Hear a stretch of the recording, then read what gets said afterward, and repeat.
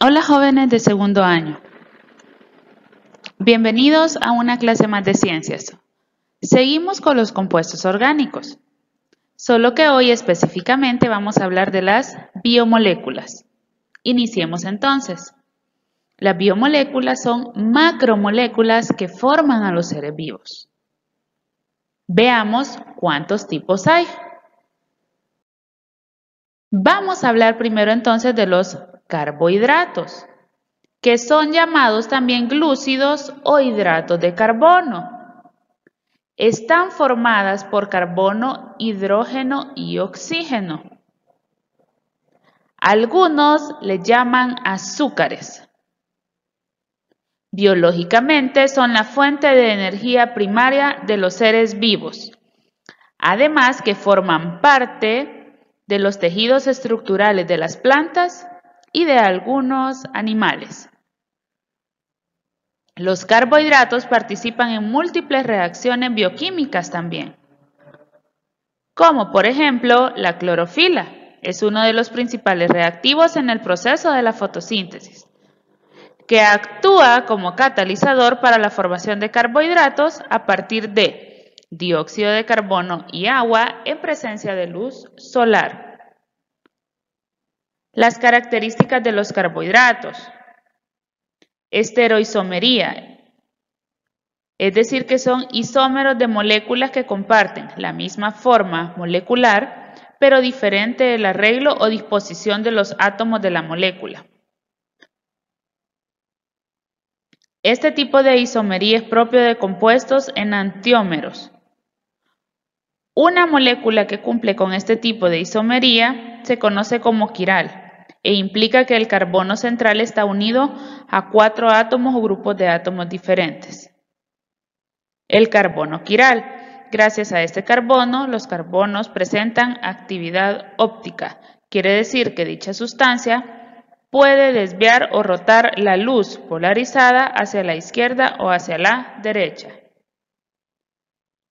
Los seres vivos necesitamos los carbohidratos. Por eso es importante conocer cómo se clasifican. Monosacáridos. Son los carbohidratos más sencillos, están compuestos por 3 a 8 átomos de carbono. Ejemplo, la glucosa y la fructosa.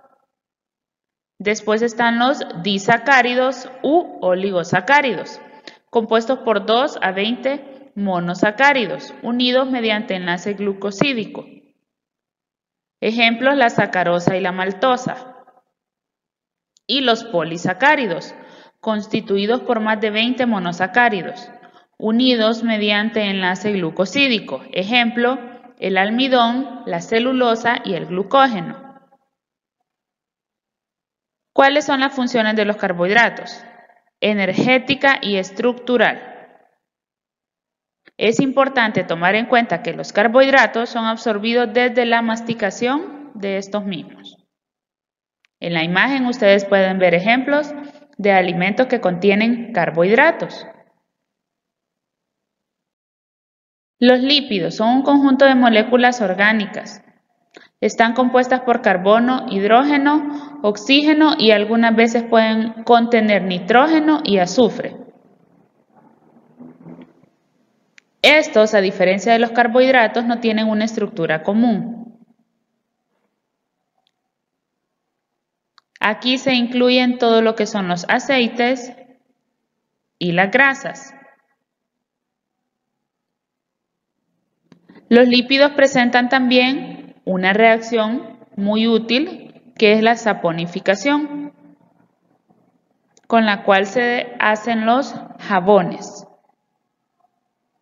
Los lípidos se clasifican en lípidos saponificables, es decir, los que poseen ácidos grasos, y los lípidos insaponificables, que no presentan ácidos grasos. Dentro de los lípidos saponificables están los simples y los complejos, y dentro de los lípidos insaponificables están los terpenos, esteroides y prostaglandinas.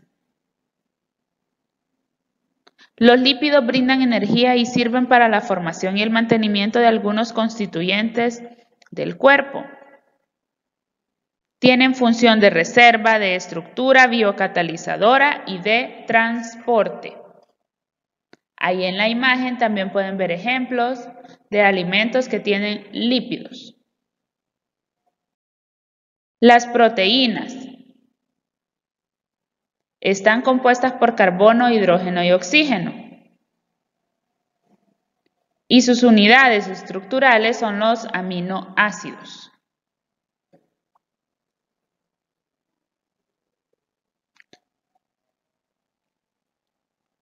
Las proteínas ocupan un lugar de máxima importancia entre las moléculas constituyentes de los seres vivos. Prácticamente todos los procesos biológicos dependen de la presencia o de la actividad de este tipo de sustancias.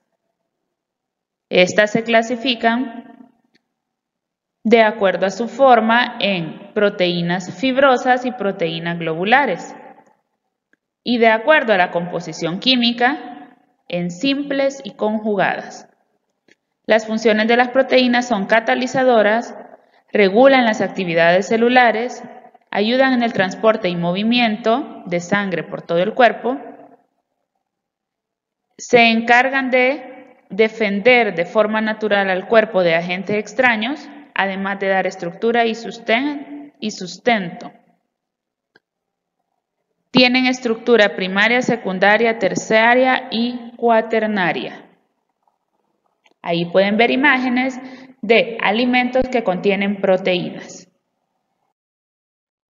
Y por último, los ácidos nucleicos. No los vamos a encontrar en ningún alimento, pero están en las células de nuestro cuerpo o de todos los seres vivos, más bien dicho. Tenemos el ADN y el ARN. El ADN de un organismo contiene la información genética que determina sus rasgos físicos y químicos. El ADN, si ustedes se dan cuenta, tiene doble hélice, mientras que el ARN solo tiene una hélice. Cada uno tiene 4 bases nitrogenadas y solo difieren en uno. El ADN tiene citosina, guanina, adenina y timina, mientras que el ARN tiene citosina, guanina, adenina y en lugar de timina tiene uracilo. En esta clase hemos podido ver entonces 4 tipos de biomoléculas que son clasificadas también como compuestos orgánicos, es decir, que en su estructura tienen carbono. ¿Cuál es la importancia de estas biomoléculas en la industria y en la agricultura? Veamos, en la industria del carbón, porque de ahí se obtienen muchos productos químicos que después se utilizan para síntesis orgánica. La petroquímica, que a partir de ahí se obtiene la materia prima para la síntesis de combustibles. Los biocombustibles, como el bioetanol o el biodiesel, que han contribuido a mejorar la calidad del aire de muchas ciudades. El reciclaje de residuos, aunque no es un proceso directamente químico, pero se considera que es muy importante, porque permite que se dé la síntesis de productos biodegradables o fácilmente reciclables. Es la sustitución del polietileno. Recuerdan que el polietileno lo mencionamos cuando estábamos viendo los alquenos. Y en la industria farmacéutica. Esas son todas las áreas en las que tienen importancia las biomoléculas, ya sea en el sector de la industria como en el sector de la agricultura.